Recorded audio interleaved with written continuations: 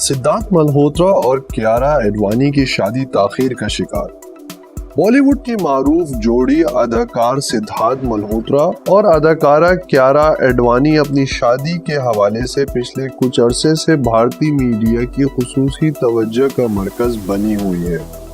सिद्धार्थ मल्होत्रा और कियारा एडवाणी ने अपने ताल्लुकात को काफी अरसे तक खुफिया रखा, लेकिन करण जौहर के मशहूर शो कॉफी विद करण के सीजन 7 में ये बात सामने आई कि ये दोनों अदाकार सिर्फ एक दूसरे के अच्छे दोस्त नहीं, बल्कि इनका ताल्लुक दोस्ती से ज्यादा गहरा है।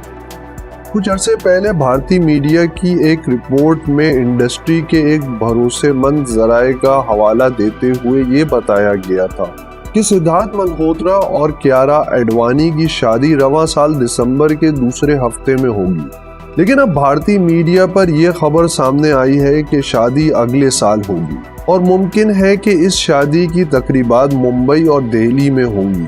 दोनों खानदान शादी की तैयारियां मुकम्मल करने में मसरूफ हैं, ताहम शादी की तारीख अभी तय नहीं हुई।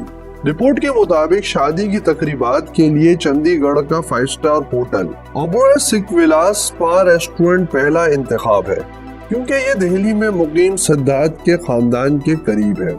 मजीद खबरें जानने के लिए हमारे चैनल को सब्सक्राइब कर लें।